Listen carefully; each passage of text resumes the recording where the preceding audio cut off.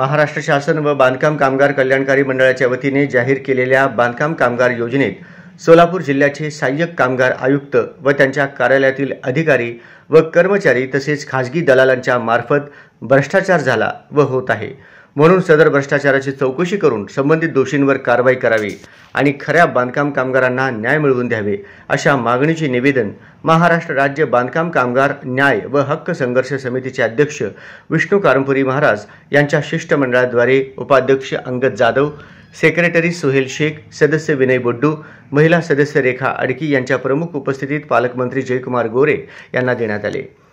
दिनांक 25 एप्रिल 2025 रोजी पालकमंत्री जयकुमार गोरे सोलापूर दौऱ्यावर आले असता शासकीय विश्रामगृह येथे संघर्ष समितीच्या वतीने बांधकाम कामगारांचे निवेदन देण्यात आले। या निवेदनात बांधकाम कामगारांच्या विविध अडचणींचा व मागण्यांचा समावेश आहे।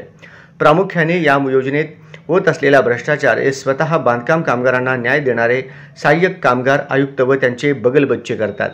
ही अत्यंत गंभीर बाब आहे, म्हणून सहाय्यक कामगार आयुक्त यांची ताबडतोब हकालपट्टी करून चौकशी करा अशी मागणी करून बांधकाम कामगारांच्या 1 ते 11 मागण्यांचाही यामध्ये समावेश करण्यात आला आहे। विष्णू कारंपुरी महाराज यांच्या नेतृत्वाखाली निवेदन देणाऱ्या शिष्टमंडळात अंगद जाधव, सोहेल शेख, विनय बोड्डू, रेखा अडकी उपस्थित होते। सदर प्रसंगी विठ्ठल कोराटकर, श्रीनिवास बोगा, गुरुनाथ कोळी, शरणप्पा जगले, पप्पू शेख, राधिका मिठ्ठा, पद्मा म्याकल, सविता दासरी, महालक्ष्मी शेरला, नरसम्मा मालपुरी, लक्ष्मी गुंटला यांचा समावेश होता। नमस्कार, जय महाराष्ट्र। आज आम्ही सोलापूर जिल्ह्याचे पालकमंत्री श्री गोरे साहेबांना निवेदन देण्याच्या माध्यमातून या ठिकाणी आलो असतो। प्रामुख्याने आमचं 3 निवेदन आहेत। एक बांधकाम कामगारांच्या समस्या बाबतीत निवेदन, ते आमचे उपाध्यक्ष अंगद जाधव यांनी त्यांच्या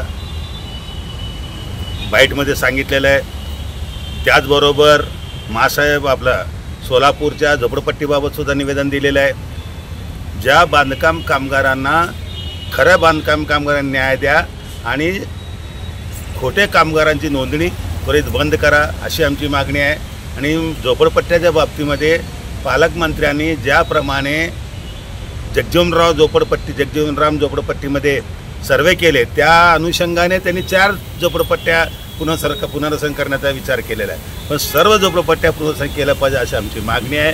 त्याचबरोबर आमच्या सोहेल शेखच्या माध्यमातून आम्ही निवेदन दिलेलं आहे।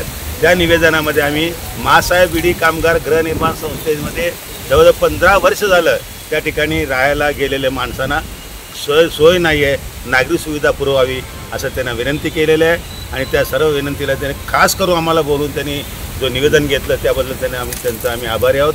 परंतु निवेदन घेतल्याप्रमाणे त्यांनी कारवाई करावी, गंभीरतेने लक्ष द्यावं एवढंच आमची मागणी आहे। जय हिंद, जय महाराष्ट्र। महाराष्ट्र कृती समिती संघर्ष समितीतर्फे आज माननीय पालकमंत्री गोरे साहेब यांना कृती समितीतर्फे काल जे आमरण उपोषण घेतले होते सहाय्यक कामगार आयुक्त संदर्भात, जी सहाय्यक कामगार आयुक्तांनी मनमानी कारभार जी चालू केला त्याला आळा घालण्यासाठी आम्ही काल आमरण उपोषणाचा पवित्रा घेतला होता। त्या संदर्भात तोडगा करण्यासाठी माननीय पालकमंत्री साहेबांना एक निवेदनाद्वारे आमची एक म्हणण्याचे गारण साहेबांजवळ मांडलेलं आहे। त्या संदर्भात साहेबांनी आम्हाला योग्य मार्ग काढून सहाय्यक कामगार आयुक्तामध्ये सुरळीत काम उद्यापासून चालू होईल असे आम्हाला ग्वाही दिलेले आहे। त्यामुळे मी पालकमंत्री साहेबांचं आणि सोलापूर जिल्ह्यातील बांधकाम कामगाराचं आणि कृती समितीचं मी आभारी आहे।